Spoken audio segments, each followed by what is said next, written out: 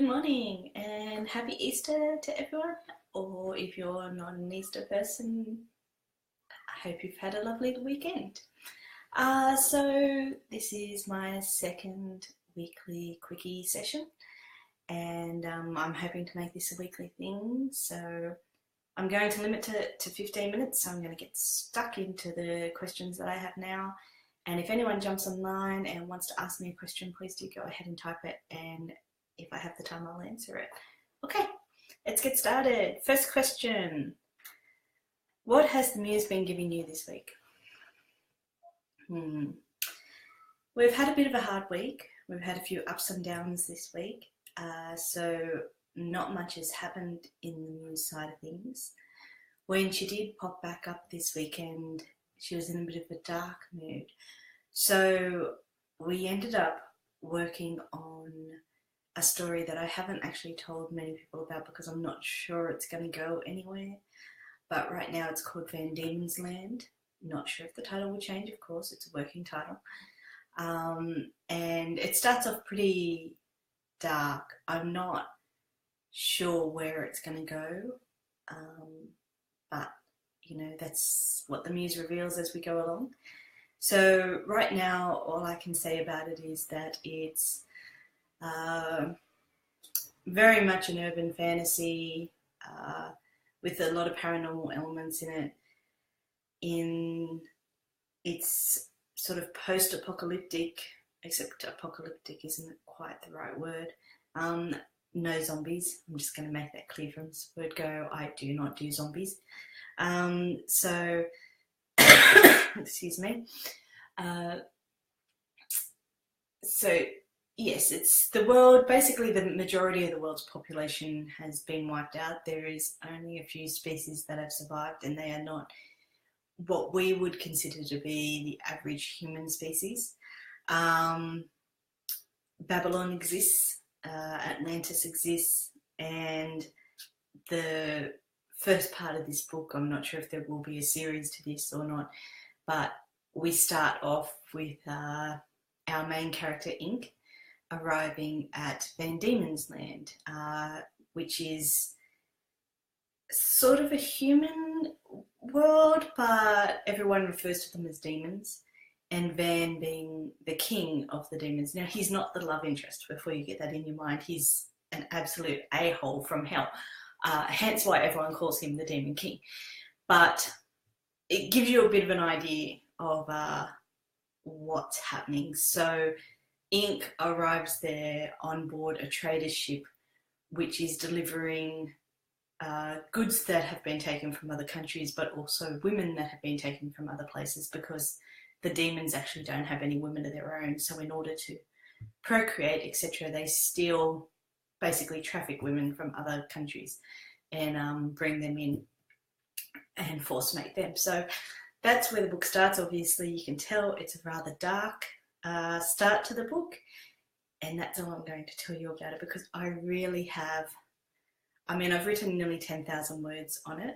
I haven't done any chapters with it so far. I am just writing as the muse goes, and I am not sure where it's going to go. We have a few ideas. We have an idea what Ink's mission is in this place, what there will be in the way of obstacles, but that's about it.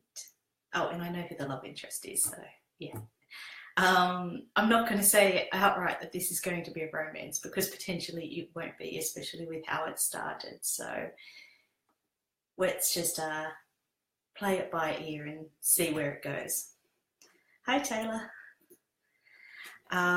Okay, so that's what I've been sort of fiddling around with this week. And then last night, of course, the whole trafficking thing brought me back to a book I started a long time ago, which was called Slave, which, if you followed me on Wattpad, you may have seen a sample of at some point along the line. So last night I sort of sat down and reread what I had for that, and just the muse and I were deciding, you know, where it would go from where we had ended it last. So I don't know if we're going to be working on that at all this week. We've also been thinking about Wraith. We do a lot of thinking about Wraith. I wish you'd just friggin' write it. And what else were we thinking about? There was another book as well. I can't remember what it is now. Anyway, that gives you an idea where the muse is this week. Being her typical stubborn self and not writing what I want her to write. Sounds about right? Yeah. Okay, so what else have we got here? Are you feeling better? Has the muse given you a smoker's cough? I am feeling much better. I still have the cough running around. That's basically because my asthma decided to join in the party, and so my breathing is still a bit hectic, but I am feeling much, much better than I was for the last 3 weeks. So with any luck, next week I should be even better. As for the muse giving me smoker's cough, I wouldn't put it past her. I'm sure she's going to drive me into an early grave. For those of you who aren't aware, when I picture the muse, she effectively sits in the corner with a glass of wine, a cigarette, and telling dirty jokes. She's effectively the gutter trash version of myself, I think, is the best way to put it. But hell of an imagination that we have, so that's all good. Okay. When will you start posting Buried and Forgotten on Radish, also known as Of Shadow and Light? I was hoping to start that one up this week. However, as I mentioned, I had a very up and down week last week and didn't get much done in the way of my editing. So as soon as I get the first 3 chapters of Shadow and Light edited to a point where I'm happy with, I will start posting it. So, and that's what I've been doing with most of them, is editing them as I go and posting them up. So with any luck, later this week or maybe next week would be when Of Shadow and Light starts appearing on Radish.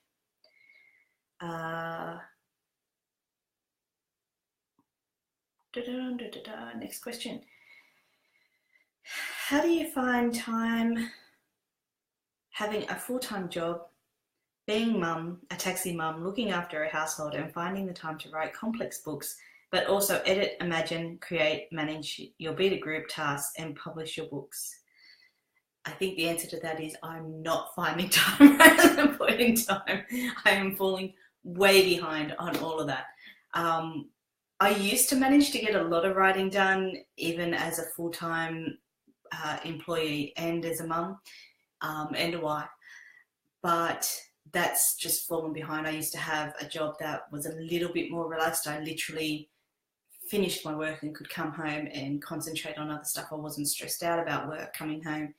And I also had my lunch breaks, which I could go sit outside and write in. I think I managed to get 1 lunch break in a week right now. I'm not coming home and being able to leave my work at work. And yes, the running around, being a taxi mum, that didn't really exist when I was a full-time employee last time. So that's, you know, a new thing to add on top of it. But what I do try and do is take my iPad everywhere with me, and if I'm in the mood to be writing, then the iPad comes out, and every writing app that I use is on my iPad as well as being on my computer. So, and they sync. Although I did manage to screw that up the other day when I was editing something. So, but normally if I'm able to write and I find the time to write, I've got the device there to do the writing. It's just finding the time and the energy to do it right now. So yeah, other than that, I just juggle, I guess. I think that's what every mother does is, and nearly every writer who works full time also has multiple balls up in the air at the same time, juggling them and just trying to make do with what we have and get done what we can. So I have been more focused on editing this year than I have been on writing. And that's because I have so many stories that are sitting there that I want to get out there for you guys to be reading. And then I can be working on writing when I have the time that I know that I can devote to those writing, especially for those urban fantasy and more creative worlds that I need the time and energy to put into. So yeah, that's what I'm trying to do right now, is focus more on editing and getting what I have got out there for you guys to be reading. Hi Mel, hi Stacey.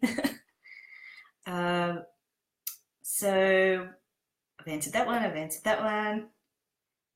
What inspired you to write Proudier? I love how descriptive you are in parts of it. Will you be working on that again? Yes, of course I'll be working on that again eventually. So, Proudier is book one of the Avalonian series. I can't remember. What did I call that series? The Chaos Star series. That's right. The Chaos Star trilogy. So Proudier is book one and it's all done. We're now up to Sierra, which is book two. And book three will be Avalonia. So if you've read part of the books, you understand that progress in the titles of the books and where you are during those books. So I am going to come back to it. It's definitely on my list of things to do. It's just not on the list of muse things to talk about right at the point in time. And I am a slave to the muse, unfortunately. So what inspired me to write Proudier? I actually don't remember. I started this so long ago, and I know it started with the letter. I think it might even have been one of those writing prompts that I used to take part in back when I first started writing, and I'd write short stories. So Proudier, I think, came out of one of those writing prompts. And the first chapter was what that writing prompt was, where she gets the letter warning her that her parents have done something wrong and why they've done it, and that her life is potentially in danger because of it.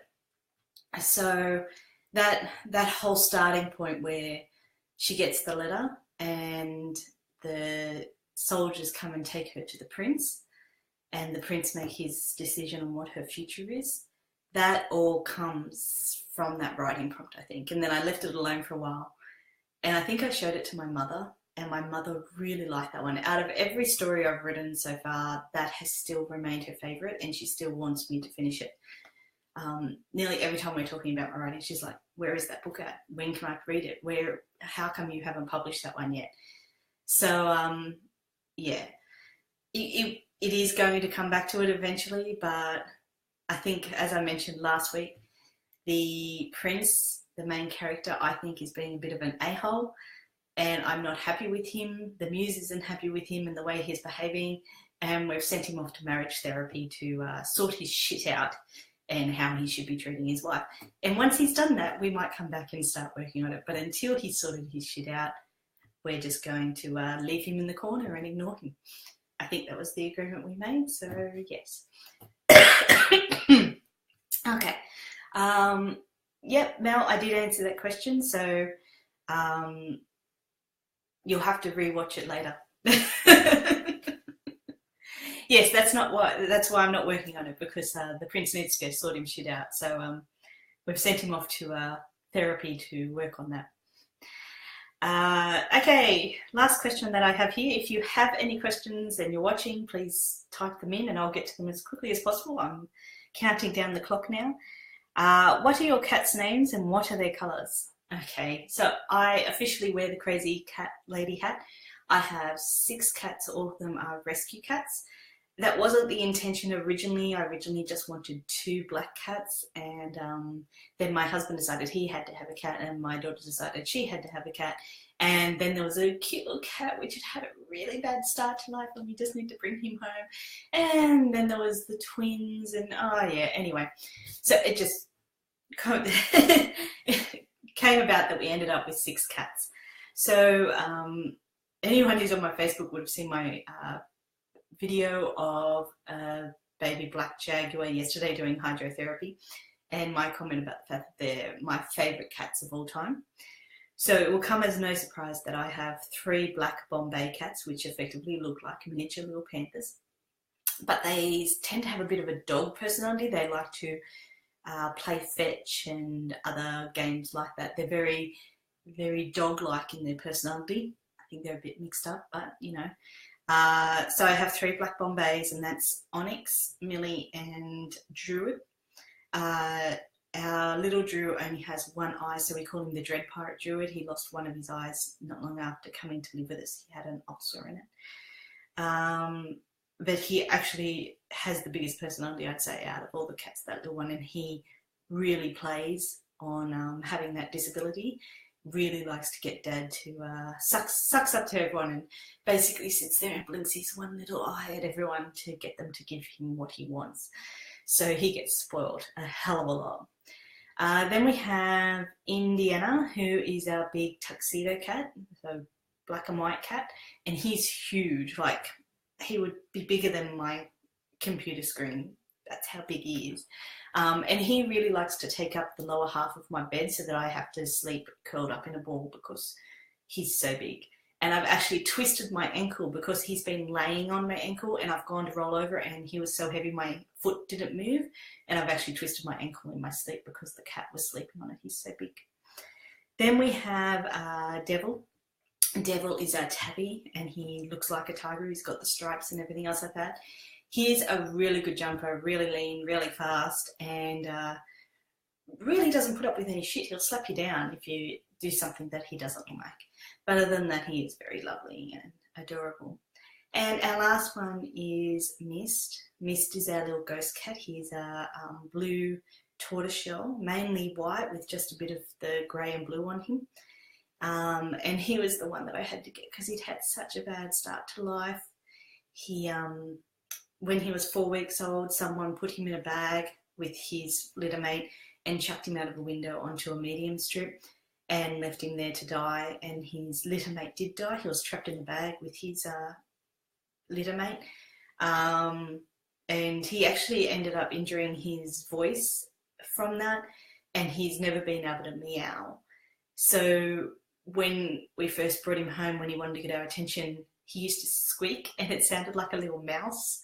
And it took me a while to work out that it was coming from the cat. I thought they had a mouse toy that was making the noise. And it took him about 2 years of living with us before he would start coming out of hiding for more than just food and to go to the toilet. He used to hide underneath our bed all the time. And he still sleeps underneath my bed, and when I come to bed, he starts purring because I'm in the room with him. So yes, that's our 6 cats. That's my crazy cat lady hat. I won the trophy, and I've always aimed for that. I always wanted to be the crazy cat lady, and I also wanted to be the scary old witch who lived in the corner, big house on the corner. Yeah, I've got the big house up near the corner now, so every Halloween I dress up as a witch and scare the crap out of all the kids who come around. I'm achieving my life goals. It's great. Okay, so that's all I've got. That's all the questions that I've got so far this week. Unless anyone has any extras for me, type it now or wait until next week.